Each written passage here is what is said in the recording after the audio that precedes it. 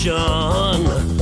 I can't get no call to action, but I try, and I try, and I try, and I Hello try. and welcome to Call to Action, the go-to podcast for anyone trying to make sense of the world of marketing, business and beyond. In an industry that is a minefield of utter bollocks, we aim to capture our heroes and allies from the front line to have a chinwag with. It's like Pokemon Go, with the single but vital exception that it's not a short-term bandwagon of shite. It's brought to you by Gasp, and I'm Giles Edwards.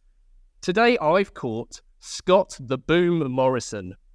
Cutting his teeth at Saatchi and Saatchi, Scott has run the Nike business at Wieden and Kennedy and been CMO and Commercial Director at Levi's, Activision and Diesel.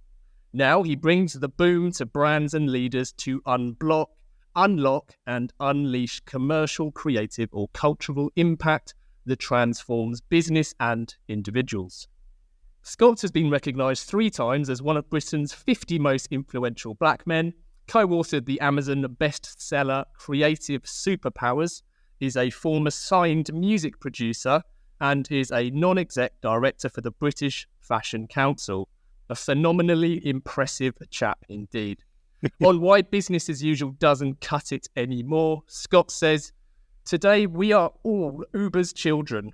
We hold unreasonable, demanding expectations, and we want to have everything on our terms instantly. After all, if I can order a car now to pick me up and take me wherever I want, why can't my whole life be as simple as that?" Welcome to the show, Scott. Thank you, Giles. It's always nice to have expectations set at the beginning. And when I heard you swear 3 times in the space of about a minute and a half, I know where my boundaries are. But brilliant! It's so great to be here. Thank you for having me. I really look forward to sharing a discussion with you today.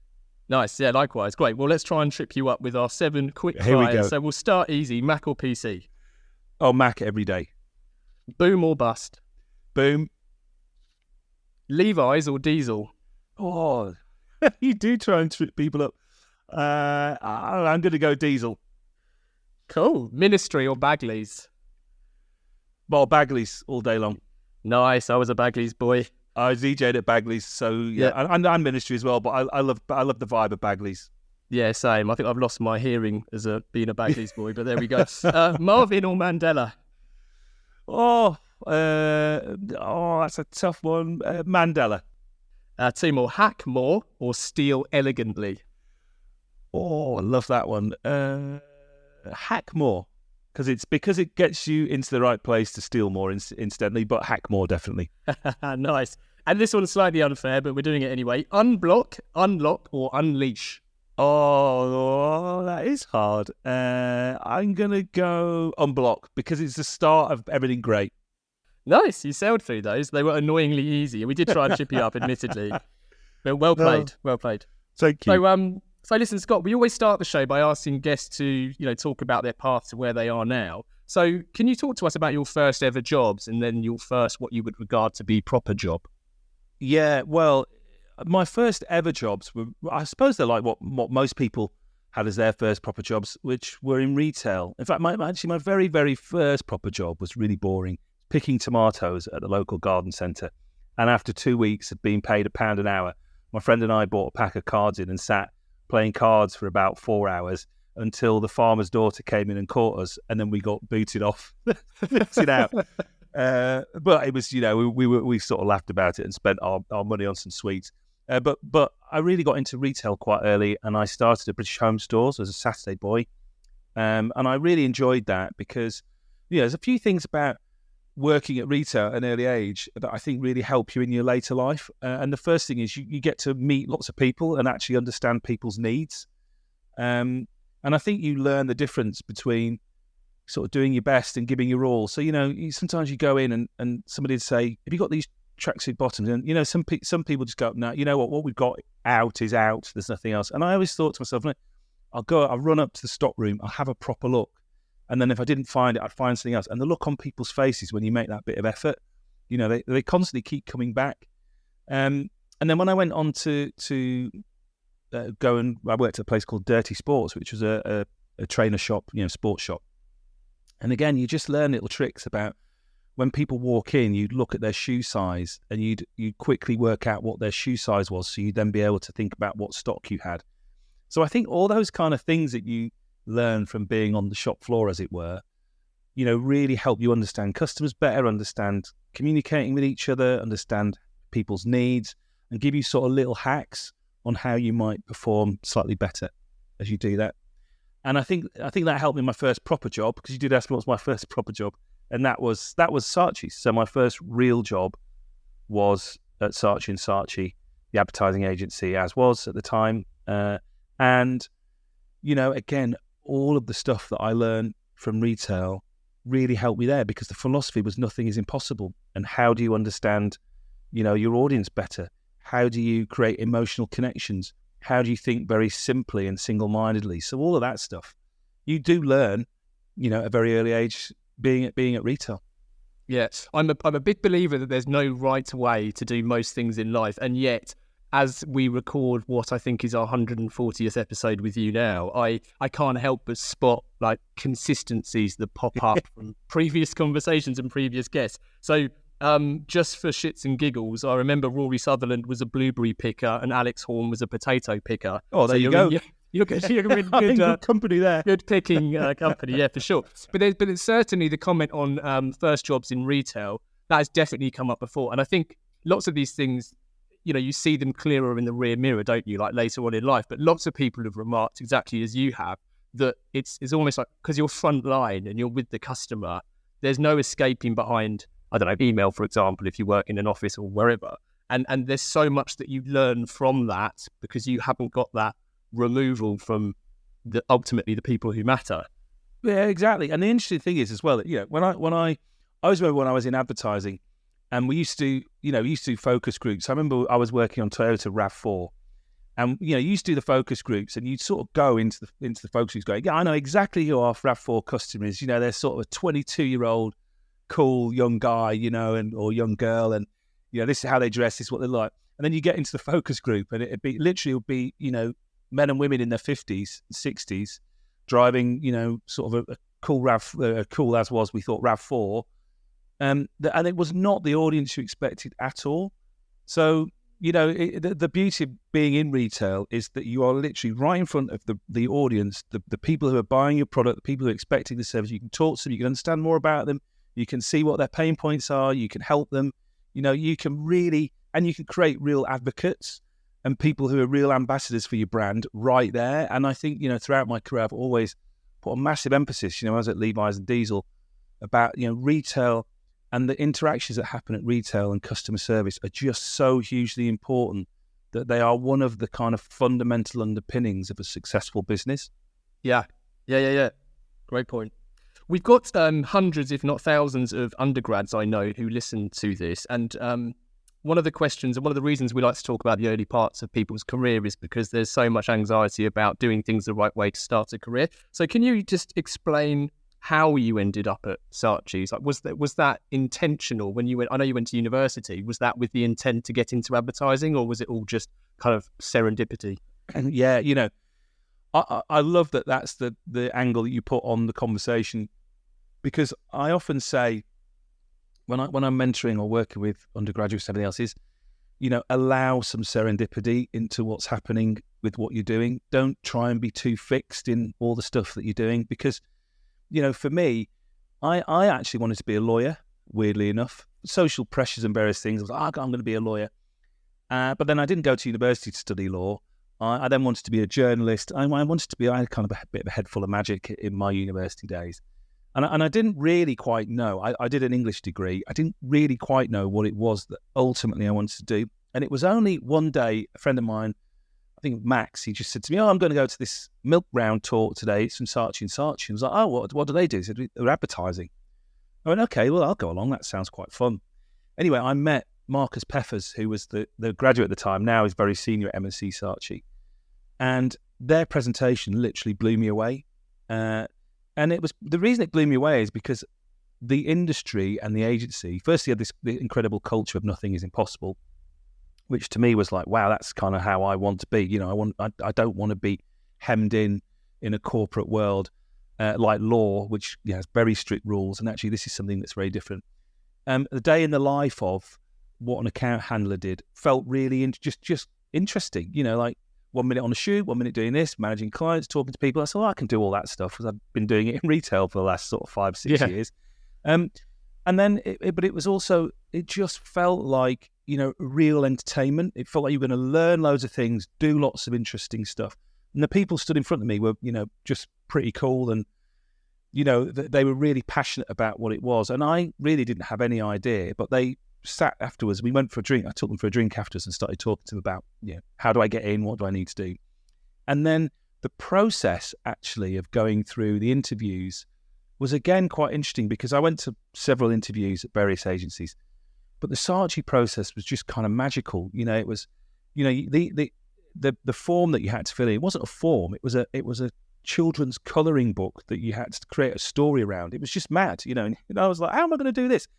Anyway, managed to get through to the second round. Then they take you to a weekend where you've got to go through a whole series of stuff. And again, it's about how do you relate to people? How do you interact? How do you build relationships? How do you speak to people more seniorly? So you've got all these little tests that you don't really know are happening. And I was sat next to one of the most senior people at the agency at the time at dinner in the evening, Marilyn Baxter. And halfway through, I was like so ensconced in the process. I was like, Saatchi's is the only place I'm going to work, like completely focused on that. And I'm sat next to Marilyn Baxter, and 5 people came down the stairs into the restaurant on the first evening of our 2 days of mad interviews. And I said to Marilyn, who are these people? And she went, we've allowed them to go to some other interviews because they've got other second round interviews at other agencies, but we've allowed them to join the process late. At which point I just went kind of slightly mad. I said, that's disgusting. I said, like, I've cancelled all my interviews. I'm not interviewing anywhere else. I only want to work here. I've put all my effort into this, and you're allowing other people who don't really care about Saatchi's because they're obviously going for other interviews and they're hedging their bets. So I'm really annoyed. Anyway, and then I sort of went, oh no, what am I doing? Calm down. And she went, no, okay, cool. Anyway, I ended up getting the job. And when I met Marilyn later on, I'd started at Saatchi, she said to me, I could not put you forward for the role because you were so passionate about the brand and the business and Saatchi's. And it came across in our little chat at dinner. And I was like, oh my God, those moments you think, I've blown it here. Actually, they're the moments that can shape, that bring your real character out. And so all of these little things that happened, all these serendipitous connections with, my friend Max telling me to come to this event, Marcus and, coming for a drink afterwards and chatting to me a bit more about it, me getting through and chatting, sitting next to Marilyn and having that big conversation. All of these things I look back on now and go, they really shaped, there was some sort of path leading me to to work in a kind of culture that brought the best out of me. And I think that's what Saatchi's really did. My first role, still one of my favourite places ever to have worked, with such a brilliant culture of nothing is impossible, was really pivotal to where my career went, subsequent to that. Yeah, and I think also there's something about that age in people's life typically which does tend to have a more revolutionary mindset, doesn't it? Yes. So that coupled with your own, that clear fire you had inside yourself to talk about these other people involved in the interview process being able to, hedge their bets, etc. I can see that being a great fit. And so when you actually started there, because a lot of that story is pre-Saatchi's, but when you started, it was everything you hoped it would be. Yeah, it was tough. But it's like anything. You're adjusting from university. I came from a small village in the northwest of England. I was suddenly thrown into London, and it's quite tough. But the power of working with great people, working on great brands, working in a great culture, all of that starts to rub off on you, and you learn at pace. You can't fail to learn in an organization like that. You can't fail to learn with such brilliant people around you. And as long as you absorb all of it and, make experiments, take chances, take a few risks, do things a little bit differently, that's what was fundamentally encouraged at Saatchi's. And I encourage it for anyone in whatever capacity. I call it now positive disruption. And I think that people like Saatchi's, the culture within Saatchi's, they create positive disruption within the individual. And then that is also reflected in the culture of the organization and in turn with the outputs that you create. And positive disruption for me is, you're creating good stuff, good value. Sam Conniff will call it good trouble. You're creating positive outcomes and value for your audience in the broadest sense, the people you work with, the customers, but you're doing it, in service of them. You want to create something that really creates, power, impact, and value for them. And the more that you absorb that into what you're doing, and the more that you do it, the more it sort of creates this virtuous cycle. And I think great cultures, especially those at Saatchi's, that's what they did. Award-winning, great people, great clients, constantly knocking at the door. I mean, it was at one time. It was the only ad agency that they used to joke about. It was the only ad agency that your grandma's heard of. And it was very true. To be honest, I don't doubt that remains true, because funnily enough, we were talking about them not so long ago with my neighbours. I mean, I have a bit of a chip on my shoulder with Saatchi and Saatchi, but that's just to do with my father had a bit of a public spat with Charles Saatchi when he refused to sell his independent agency to Saatchi's, and then catastrophically went bankrupt about 8 years later. No. So, there's quite a weird memory for me. But at the same time, similarly, I was talking to our neighbours who work at British Airways, and they're, of course, understandably very proud of the work that British Airways has been involved in over the years. Not least, recently with Uncommon, but even still, I think Saatchi's remains one of the few that, the general public are familiar with. Yeah, absolutely. For good reason. We're all, in many ways, we're all the sum of our parts and some of our experiences. And I wonder because I want to get onto the boom mindset specifically, but it's really interesting looking and researching for today how many experiences you have, because if we were to stick with Saatchi's, we could talk more about your Charlie and the Chocolate Factory moment with your letter invitation from Nelson Mandela. But equally, you've then gone on and you've worked, one of the few people who've not only worked agency side, you've got huge client side experience as well. Yeah. And I think crucially, you have experience outside of this weird Adland bubble that some people live in their whole lives with your music career. So what mostly do you think has shaped the boom mindset? Oh, wow. I mean, it's, I live a weird kind of life, because I like to talk in threes, as you've already identified, unblock, unlock, unleash. And I talk about everything in threes. I talk about impact within an organization. If you're a leader, I absolutely believe that all of the leaders that I work with are ambitious. And they're ambitious because they want to create impact, right? And impact for me is around those three things you talked about earlier, which is you create cultural impact, you create creative impact, you create commercial impact. You get that holy trinity together. So I like to live in the world of threes.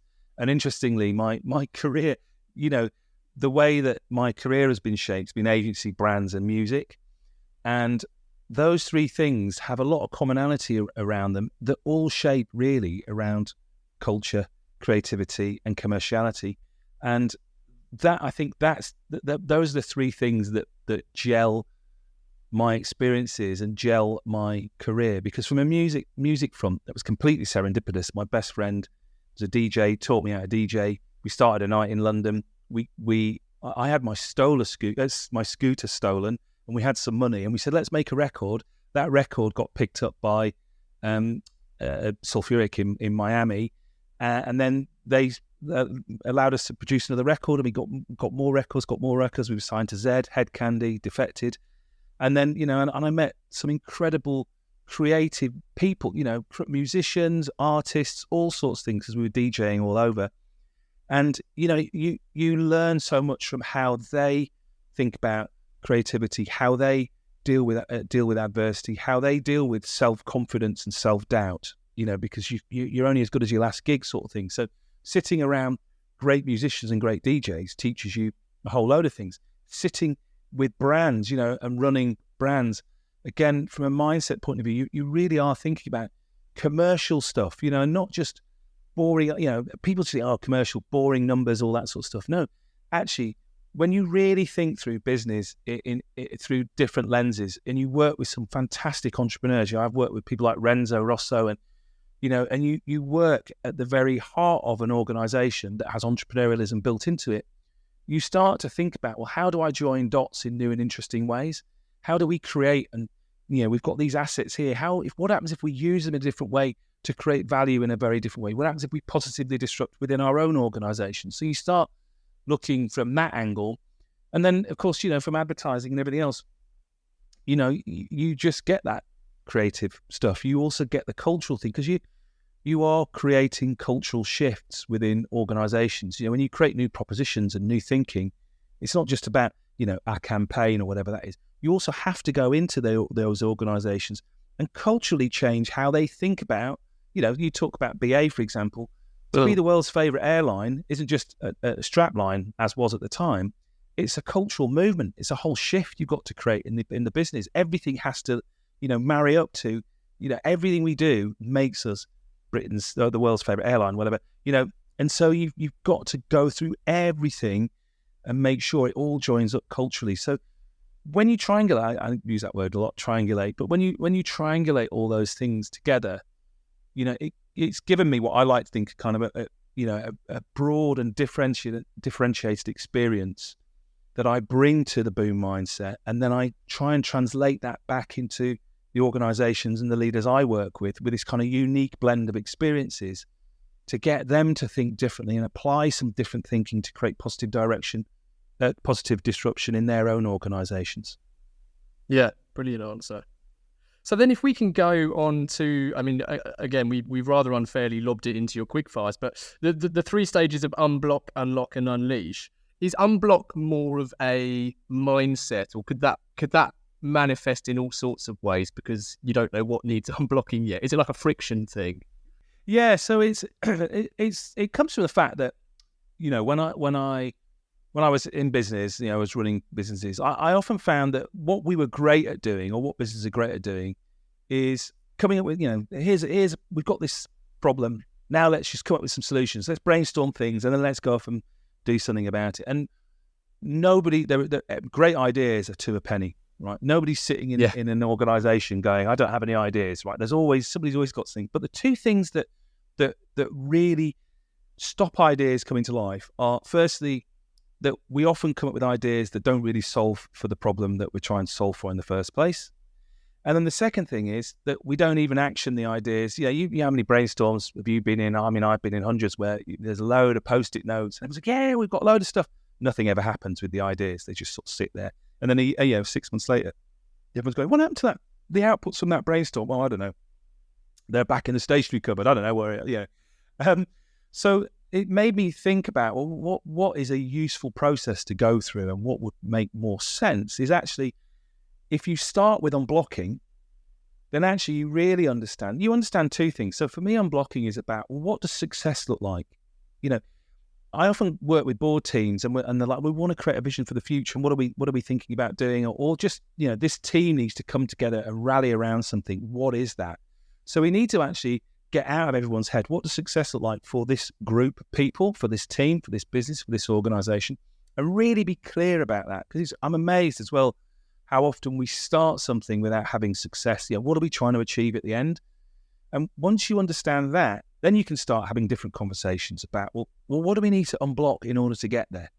Like you say, what are the frictions? Sometimes it's mindset, sometimes it's, people, sometimes it's processes, sometimes it's just, old behaviors, old ways of doing things, sometimes it's stakeholder relationships, whatever that might be. But until we absolutely start talking about those things and getting them out, then, you don't really know what you're dealing with. But the great thing is because you're actually thinking about success maybe in a different perspective, it opens up the conversations around what you're thinking about blockers are, because suddenly you're a bit more objective. It's like, if we want to get there, well, we can't have these processes anymore that we have. But if I say to somebody, what's getting in your way right now? They'd never talk about the processes because they're just like, don't really want to say anything about it. But once you've got a fresh perspective on where you're going, you can start having conversations about what's not fit for purpose. Then once you do that, then you start to unlock the new ideas and new thinking. And that's where you can have ideas.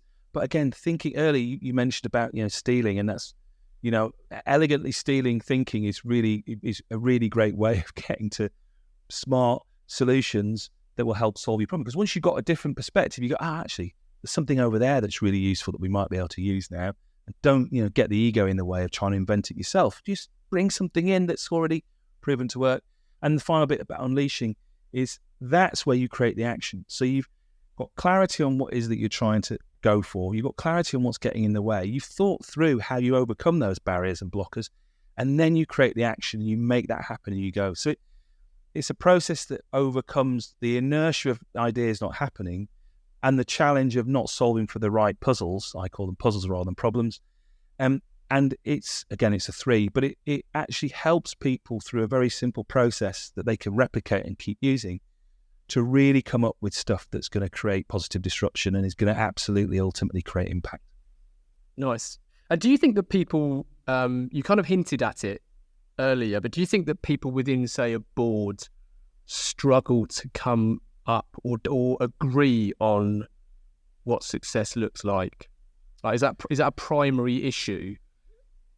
More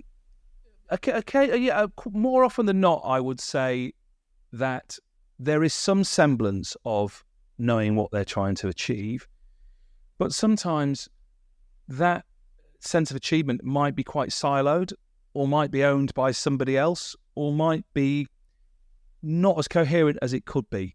And also, it sometimes it's quite intangible. As in, it's kind of like, oh, we're trying to be the number one blah in the world or whatever. And that can feel quite intangible because it's like, well, what does that look like? And where are we now? And how do we get there? And actually, when the exercises that I work with teams on really help make that very tangible and make it very real and make it very contextualized. But again, simplify it down into some really ownable, manageable chunks. Because the idea is, I always have this theory, that story about Alien. I don't know if you know, there's a great story about Alien, the film, and they were trying to sell that. They couldn't sell it because, nobody really understood the story and they kept walking around, going around. And then somebody said, I get Alien, it's Jaws in space, isn't it? And everyone went, yeah, it's Jaws in space. And, huge, congratulations. And then they sold it immediately, So I'm like, your version of the future, your vision, it needs to be the Jaws in space moment for your organization. You can't talk about, blah, blah, blah, blah, blah, and all this, but you've got to create it so that people go, I absolutely understand that in the clarity of Jaws in space. But also you've got to make it visual, you've got to make it textual, you've got to make it tangible.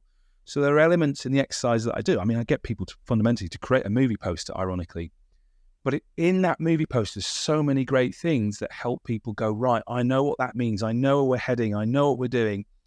And that clarity is universal, with boards. And actually what's great for board teams is that they create something that they can then just show to the organization.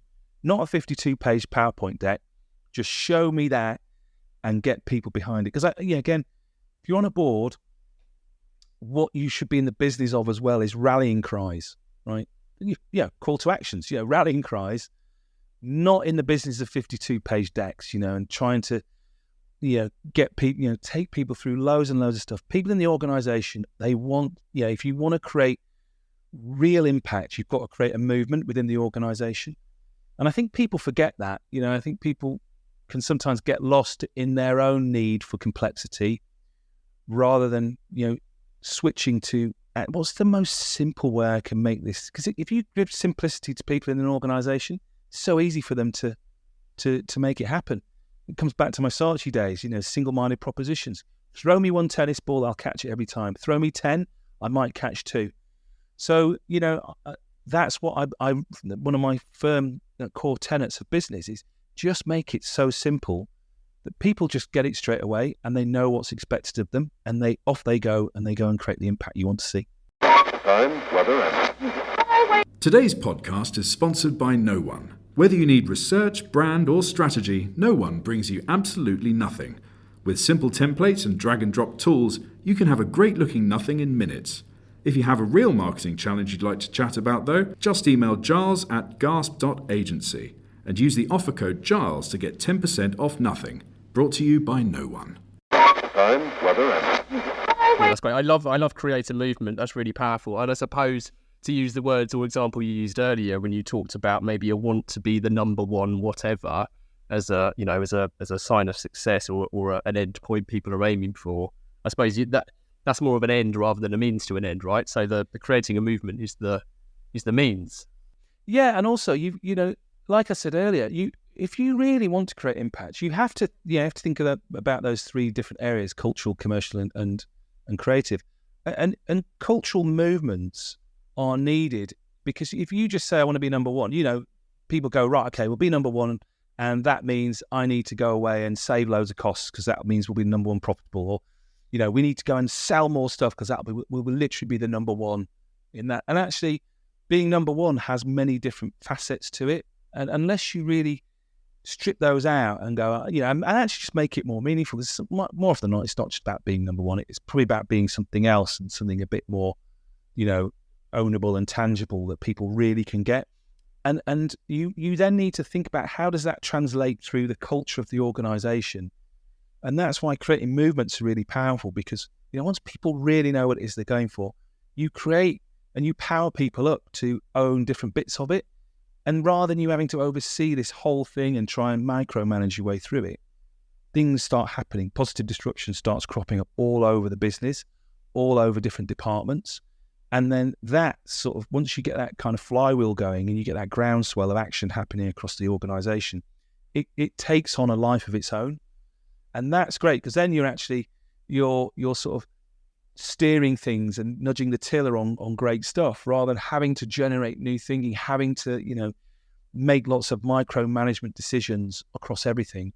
Create the movement, create the clarity, create the simplicity, and then lead with consistency, and, impact starts to roll through the organization. Yeah, perfect. And do you find that approach works whether you're pointing it at an individual leader or a collection of leaders in a boardroom, like, entire businesses? Is that flexible enough to work one-to-one, for example? Yeah, so I use it when I'm exec coaching. It's exactly the same principles. Yeah. What do we need to unblock, unlock, and unleash for you as an individual to create the impacts that you want to see?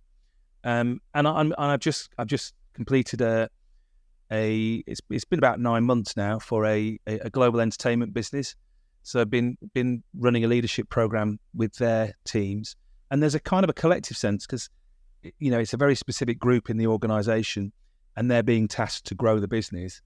But it's at an individual level, because each of the individuals is thinking about, how do they create the movement, the bigger movement that we're creating in the organization for their part of the business and for their teams. And so it's working for them. But actually, when you bring them all together, you're seeing a completely different mindset shift in how they're operating, which again is fantastic. And, it's starting to, we've just done some reviewing on it now, and there's millions of dollars return already coming back into the business by them just simply positively disrupting the way they lead. And then they're thinking around those three factors of commercial, creative, and cultural. And it's great to see them really embracing the fundamental that you've got to create that movement. And it starts with you as an individual, but then you power up your people to bring that movement to the organization. And then you start to see some fantastic results. There's two words that came up in the research. I've got dozens and dozens of runouts in front of me here with scrawlings of a lunatic all over them. But one of them I've circled quite aggressively, but enthusiastically, is stating intent. Yes. I love the idea about stating intent being an underused tool, because, is that it kind of not doesn't force you, but there's real ownership about that. Oh, it's I always say it is the most underused business tool, because it genuinely is, and it's based on, kind of Jungian psychology. So it's rooted in proper scientific, as much proper scientific as you can say. But Jungian theory suggests that when you state intent for yourself, then you get alignment. And if you think of an organization as a human body. So, if you just think of the leadership, the board as the brain, for all intents and purposes, I'm not saying that, it's just figuratively speaking, but that's the head and it's leading. You've got the heart, the passion in people and stuff. If your brain is right and it's very clear on what is going on and what needs to happen, and it can state that clarity, then things move around in the way that, you want the organization to move around. So helping the leaders and the brain be able to state with clarity what it is that they're looking to do sets the expectation for the rest of the organization. And so stating intent is literally is having the confidence and the clarity as a leader to be able to say, this is what we're doing. This is what I expect. and to be saying it consistently time after time. And then the more you do it, then generally what happens is you get this alignment happening because people know exactly where they need to be and what they're going to do. They've got some freedom around the framework, but they know that ultimately this is what we're trying to do. So they then start going, right, how do I do that in my part of the organisation? You don't have to be rigid, and it's not about just doing things with rigidity. It's about going, right, that's where we're trying to get to now. How do I make that happen here? It's like your brain. If you say, right, I'm going to buy a red Mini, you get in your old car, you're driving around, you suddenly see 1,000 red Minis, right? But you see some with, different wheels, some with a white roof, some with a Union Jack, headlights and stuff.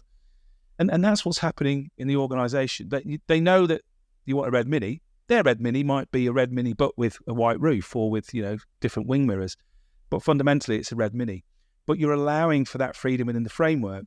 But what you're doing is you're just consistently helping people know where they're going, know their direction, know the intent. And so there's a consistency, what they expect from you. If they're doing something that you're asking them to do, then they can ask for help as long as it's in line with that. They've got your support. You've got their back. You're going to help them deliver what it needs. You're going to help with the resources because it's all aligned behind that common goal that we're all going to try and achieve.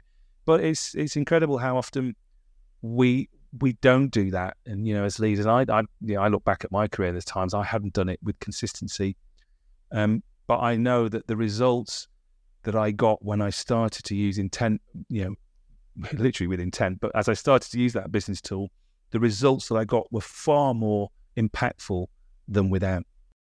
Have you spotted, given I mentioned, or at least referred to, the kind of diverse career you've had in terms of organisation types, shapes, sizes, everything? Yeah. Have you spotted like a consistency in leaders who exist within them, and even your client base today, if we want to add to that sample pool? Or do you think that the leadership you saw, maybe agency side and then the other side, client side, are all much of a muchness, or do they typically, behave and thrive differently in different industries? Oh, that's a great question. I mean, I think from that's why when I talk about the boom mindset, I've distilled some of the behaviours. Well, just some of the things that I observe that leaders, ambitious leaders who create impact, the things that they do fundamentally that shape the way that things are. And then one of the key things I think is, well, there's two things. There's firstly this willingness to positively disrupt. I think that really makes leaders stand out. Ambitious leaders stand out because they recognise that what we are doing, whether we're in business, whether in music, whatever, is I'm doing something that I love doing and I'm passionate about, but I want to do that in a way that creates value to my audience or to my customers or, to my team. And so they have this kind of different approach, whether it's, they're 10 times more magnanimous than other people. They always want to help people. They are really curious. They really want to understand more about the audience and the customers they work with. They have a sense of flexibility, but they also have this thing where inside everything they do, they have what I call this idea of a learn fast culture. So they don't put an awful lot of importance on either failing or succeeding. And I think that's a key thing because, quite often, as leaders, we're afraid of failing. Or we have the contrary thing where, hey, everyone, let's fail fast and all that sort of thing. But both of those things are kind of, when you go back to a human level, failure from a very young age, we're taught that it's a wrong thing. Whether we like it or not, we're taught it's not good to fail. And sometimes we see the consequences of failure in society and everything else. And therefore, we're subtly programmed not to fail. And on the contrary side of that, success is something that's interesting. But then sometimes with success comes ego. The more successful you get, the more ego you have, the less open you are to learning and trying new things, and indeed leading in a way that shares your vast experience with people in your teams, and the hubris sets in and all that sort of thing. So if you put too much onus on either of those two things, then there's a sense of danger and a lack of progression ultimately that leads to your downfall. So one thing I've noticed with these leaders is that they don't adopt either failure or success as key kind of currency. And what they do is they learn fast. So learnings become the currency of great leadership. So it doesn't matter whether you fail or succeed. Actually, what you're doing is, I'm trying to get here. I'm going to learn in the process. Some things I'm not going to do well. Some things I'm going to do well. But in all cases, I am constantly going to be learning. I am constantly going to, push myself. I'm constantly going to reflect on what I'm doing and seeing whether it's fit for purpose or not. And I'm constantly, going to be on this path. And that means that, people often say they're lifelong learners, all that sort of thing. And I think that it's very, very true that great, ambitious leaders, that's how they see themselves. They never close themselves off to be curious about people. You'll often see them in a room talking to all sorts of different people in a room. And I often remember some of the biggest producers in the world will come and speak to some of the people, people who carrying records, or whatever else, or go into every record shop and speak to everybody who is behind the desks selling records. Great leaders will, I talked about Nelson Mandela, we might talk about it again later. They do things in just incredible ways that fire people up because they have this incredible ability to connect, but it's because they're curious, they want to learn. They don't shut themselves off in ivory towers. Yeah. This is going to be the last question from me because I've got a couple of listener questions I want to put to you, but it's mentioning the great man himself, the late great Nelson Mandela. Yeah. We will link to a wonderful isolated talk that Scott kindly did for us during lockdown. It's quite short. I think it's about 10 minutes, but you share two, but particularly this one beautiful story about Nelson Mandela.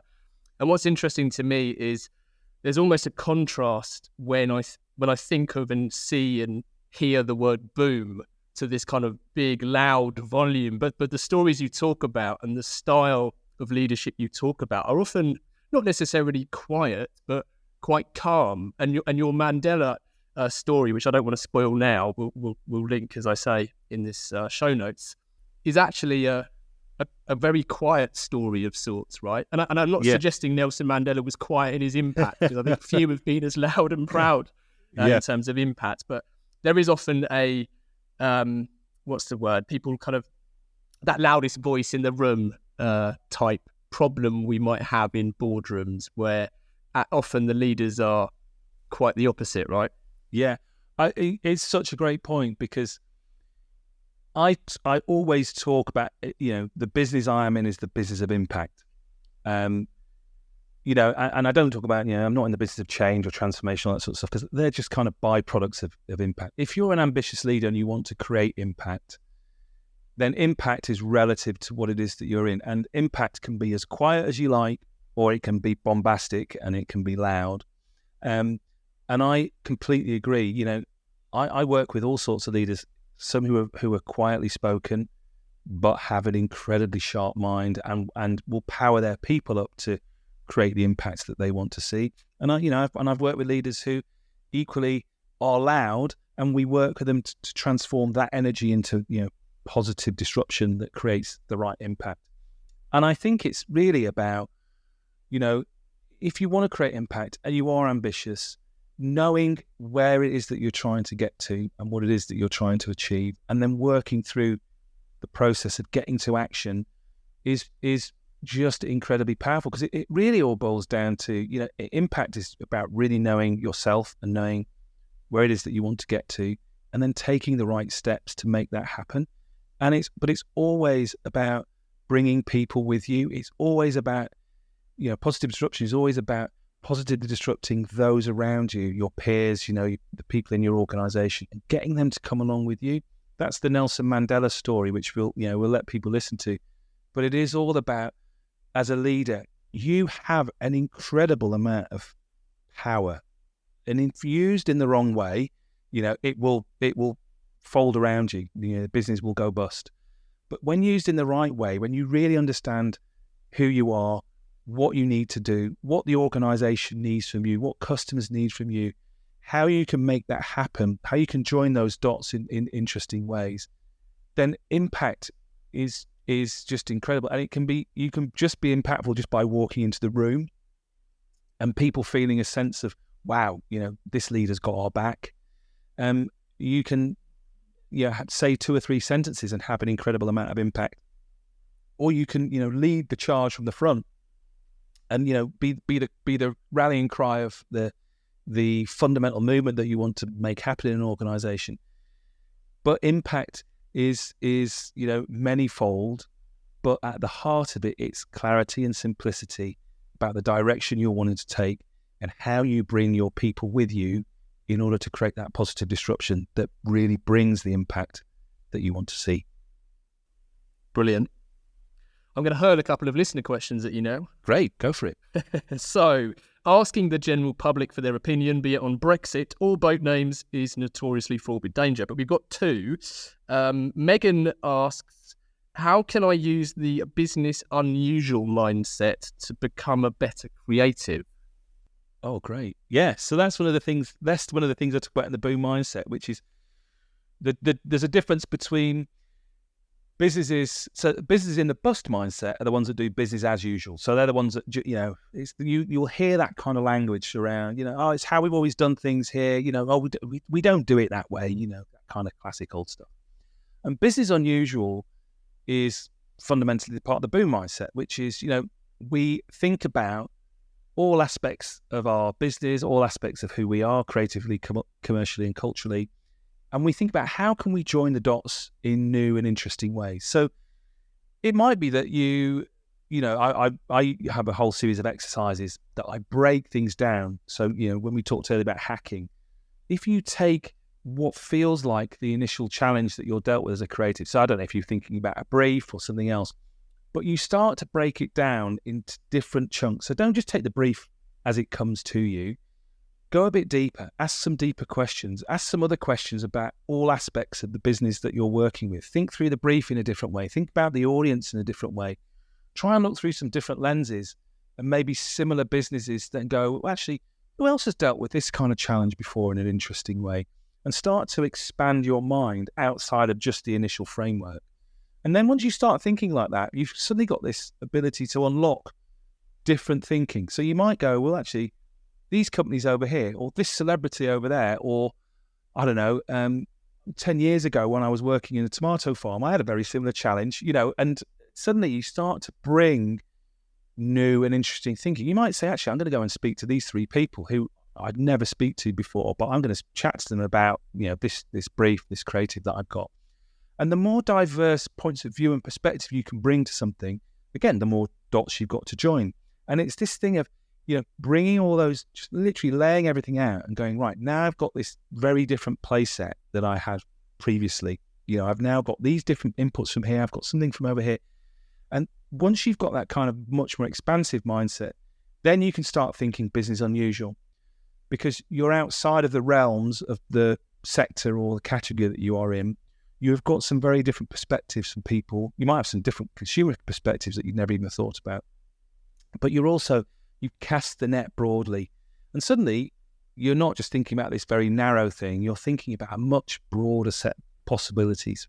When you think about, back to nothing's impossible, but when you think about a broad set of possibilities, you've got a much better way of solving things and coming up with creative solutions. Because you're not just thinking about, I don't know, it might be, I don't know what sort of creative Megan is, but if you're just thinking about, I don't know, TV ads or print or some online, but actually you start thinking about what's the customer experience like then on this? Or how do we communicate one-to-one, at a branch with somebody, or what's our retail, whatever it might be. The idea suddenly spreads and becomes much bigger, much broader, and therefore much more impactful. And I had some wonderful, I did some work with a global drinks brand a year ago where we asked some of these questions. What does business unusual thinking look like here? And we went from what felt like a real a constraint for them, into something that was incredibly magical. By using their existing infrastructure, they're able to think incredibly differently about a challenge that had been on the CEO's mind for, about two or 3 years. She was over the moon. And it's like, well, yeah, it's incredible how once you start to shift from business as usual, how do you operate in this category, to business unusual, how do we operate in a much bigger way? Let's forget about the category for now. Let's think about what kind of impact we could create. you suddenly start to think about your business in a very different way. And that works creatively as well as commercially. Yeah, definitely. That's a great answer. Thank you. Question 2 is from Kieran. And Kieran asks, what is puzzle mentality and how can it help individuals and teams? That's another great question. Thanks, Kieran. Well, there's 2 ways of looking at the unblock phase, interestingly. When we first go into it, usually people come to me and say, oh, these are all the problems we've got. These are problems, right? Now, the interesting thing about using language as part of impact is that if you use the wrong language, then you can very quickly start to stay in the business as usual thing that we were just talking about. So problems for me as a word are business as usual kind of mindset, because everyone's got problems. We've got all sorts of problems in our lives as well as in our business. But what happens is psychologically, nobody wants to own a problem, because it's like, oh God, I've got this problem, and everyone just moans and creates noise around problems. They desperately seek one owner, because you want to narrow it right down. That's your problem. It's not mine. It's your problem to deal with. Problems ultimately, if they don't get solved, you become the problem. And if you become the problem, guess what happens? So problems are fraught as a piece of language. They're fraught with kind of consequences that actually you end up going down that road because of the use of language. So I switch when I'm working with clients. We don't talk about problems. We talk about puzzles. And it's really interesting when you start talking about, we're going to unblock some puzzles that we need to work on, everybody. People go, oh, that's interesting. Why have you switched? And the reason is because when you start talking about puzzles in life are things that people gather around to solve. No one ever, if you go up to somebody and say, oh God, I've got this problem, people go, oh God, they'd be saying, I've got this puzzle. Can you give me a hand with it? Everyone's like, yeah, of course. Yeah. They don't even know what the puzzle is. It could be Sudoku, a crossword, or it could be the most complex business challenge they've ever faced. But people are more likely to go, yeah, I'll help you with the puzzle. And puzzles are collaborative. They have a sense of sort of gamification about them. We're familiar with puzzles. We know that there's always a solution to a puzzle. More often than not, even if a Rubik's Cube is hard, we know that somebody solved it somewhere. So, and also puzzles just engender collaboration. The puzzles want more people to solve them, whereas problems look for one owner. So you start playing on, sort of what happens in society. When we talk about problems, this thing happens. When we talk about puzzles, this thing happens. So puzzle mentality is, it starts to engender a sense of collaboration, teamwork, solvability, hope, that the thing that's in front of us, this puzzle, that might be the biggest business puzzle you're ever going to face, by the way, actually is solvable. And if we put the right people on it and collectively work on it, we're going to have some fun and we're going to make it happen. And so that shift is what I use in the unlocking phase. I want people to think about, in what ways might we solve this puzzle that creates the impact that we want to see. I love that. That's fantastic. That's really smart as well. Because I this was probably going back about, I don't know, maybe 100 episodes, but I remember a point made by a really smart guy that the great Rob Schwartz put me in touch with at TBWA. Oh yeah. And he was responsible globally for DE&I.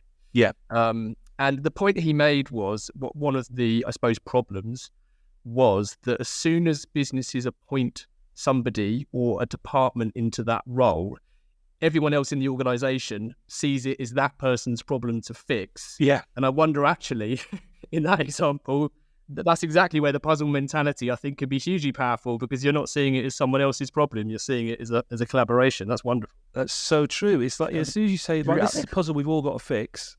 Now, who's going to help us find the first 4 corners, like in a jigsaw?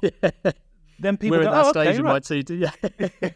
my 2 We're at that stage with my 2 daughters. Right. Yeah. And it's actually, the other thing, maybe this is just true of doing jigsaws with my daughters, although they're not necessarily always rewarding, but the fact that they are rewarding, like puzzles, they're there to, people want to fix them, right? They know there's that feedback and that enjoyment and reward. Whereas problems, I suppose you could almost cue people just moaning about a problem, all agreeing it's a problem, and then going about their day. That's it. It just creates inertia. And I think that's a great point, is why, in organizations, why sit around like feeling sad about problems and talking about, when actually you can, go to work, have fun, use people's brain in the right way, get the diversity, cognitive diversity in the thinking by making things fun and engaging and talking about puzzles, and then going, I really welcome your point of view. I really welcome what you got to say.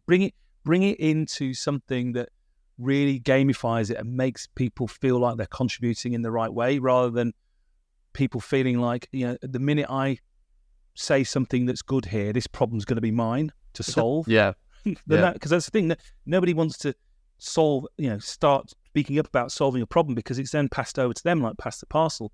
Whereas when it's a puzzle, it's like, well, I've got a corner here, someone else got a corner over there. Right now, how do we make that happen? And that's a fundamental shift in how we use people in the right way. Awesome. Yeah, that's a brilliant answer. Cool.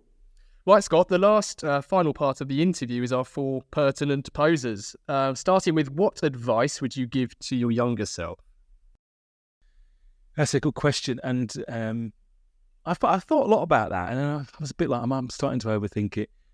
But I wanted to give something that, back to when we started, you were saying a lot of undergraduates listen to this. And my advice to my younger self will be to spend more time recognizing and focusing on my strengths than trying to fix my weaknesses.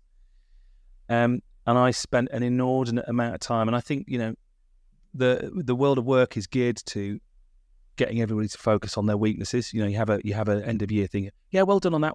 Now, actually, what you're not good at is this, and this. And I spent a lot of time trying to work out how to be the best account person I could be, or this or that. And the reality was, I overlooked for a long time some of the skills that I only discovered quite late on, before I started my business, that made me start my business. That I'm a synthesizer. I didn't realize this until one of my dear friends told me, "Scott, you're a synthesizer. You need to focus on that."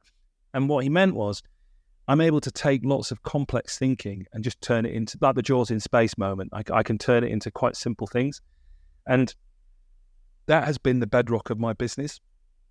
And and it's hard to get to simple, don't get me wrong, but actually it's a very powerful currency when you're in the boardroom and when you're talking to people. And now I dial a lot of that up.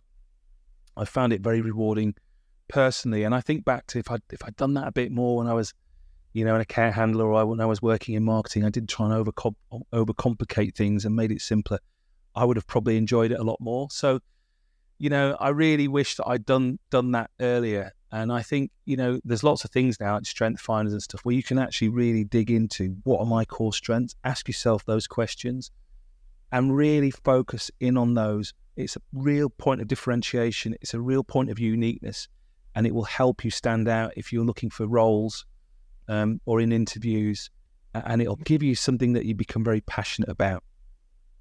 Yeah, that's really, I love that. It's one of those things, I think, that actually I'd be surprised if anyone listening doesn't recognise something in that point. I feel like it's one of those things, right? I think everybody's got strengths, and I think sometimes it's a very British thing, but we often downplay strengths.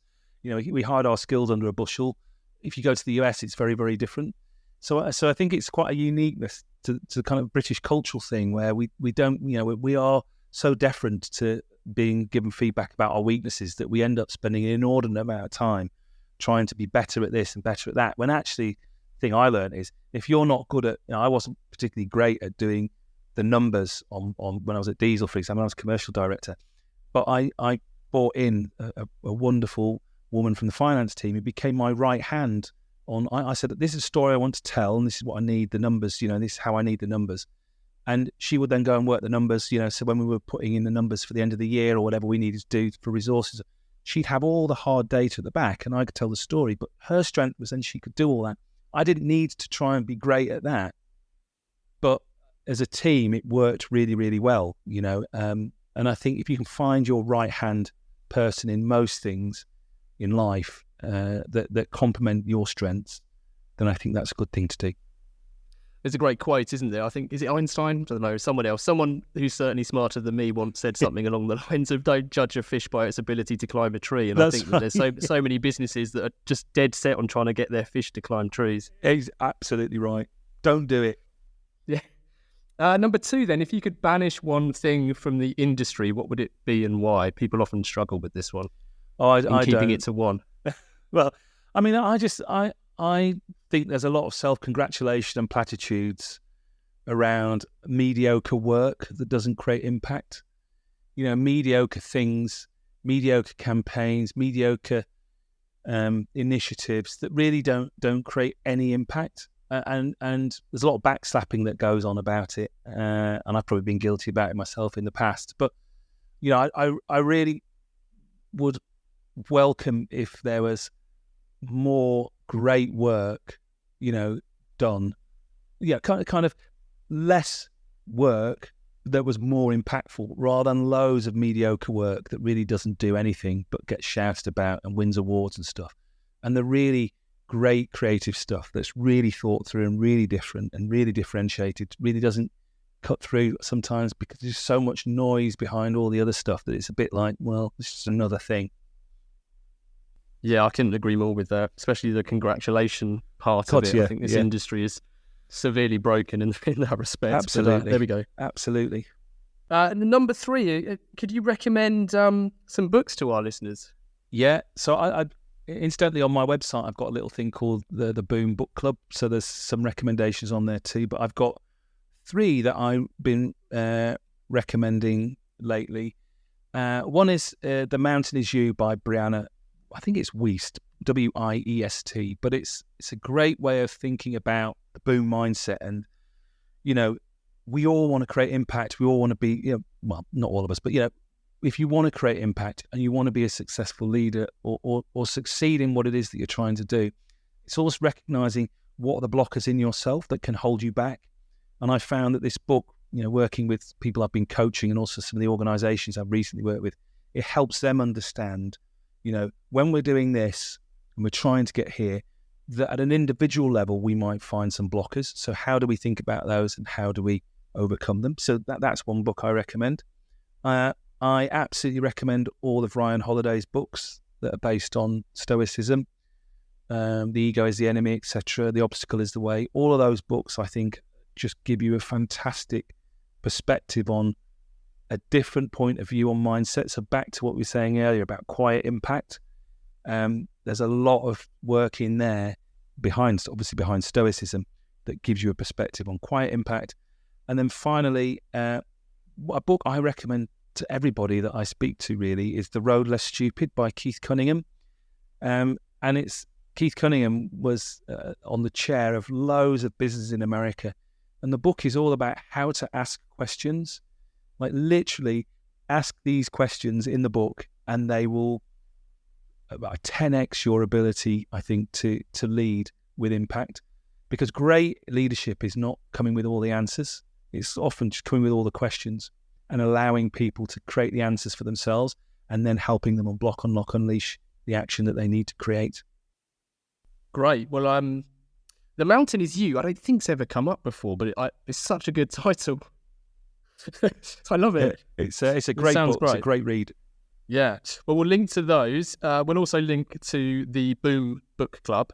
Thank you. And then finally, we always dedicate every episode to someone, and we bestow or hospital pass that honour depending on your view to our guest. So would you kindly dedicate this episode? I'm going to dedicate it to my mum, actually, who was my biggest inspiration and embodies loads of the stuff that I do with the Boom and gave me the opportunities in life that I have, and I'm very lucky to have. I'm very grateful for. And unfortunately, she died last February. But she was, absolutely right to the day she left us, was probably the most positive and inspirational person, in the world. So I dedicate it to her. Amazing. Well, firstly, I'm truly sorry for your loss. I hope you don't mind me saying, in my research, we found a short story where you talk about her juggling 7 jobs to give you the opportunities that absolutely she afforded you. So. Yeah, she's incredible. She sounds like an incredible woman. So this episode is very proudly dedicated to your mum. Thank you. Well, listen, Scott, I've adored this episode. It's been fantastic. It's been Me too. I've loved it. A real pleasure to talk. We'll link to everything we've discussed so far, but for anyone who wants more, where else can they get more Scott Morrison? Great. Well, yeah, they can contact me or my team. The work that I've talked about today, we have Lead with Boom programs, Boom Mindset Masterclasses, and my Team Boom programs that I work with all my clients from various sectors on and love doing. I'm speaking about both leading with Boom and Boom Mindset at various conferences in the summer. So I'm going to be at the Global QSP Conference Summit in Portugal, 15 Seconds conference in Graz in Austria, and various other speaking engagements. Just done some stuff with the Marketing Society and more to come. I'm on LinkedIn, and we'll be posting various things up on LinkedIn about the Boom Mindset.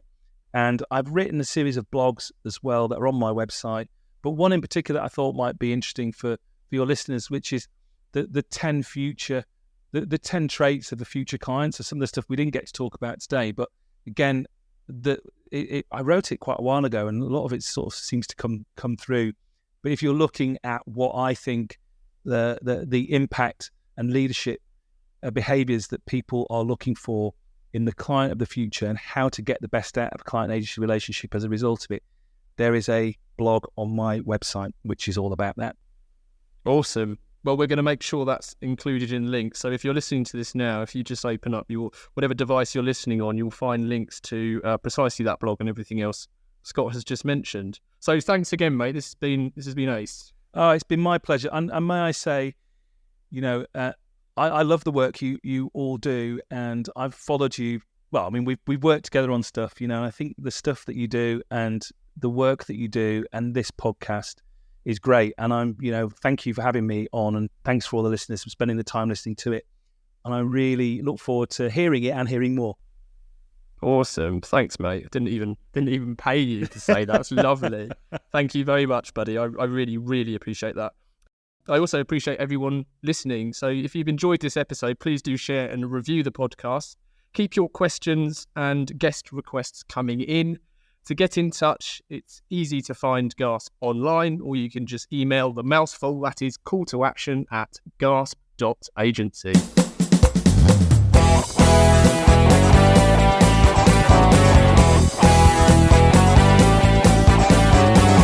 I can't get no call to action.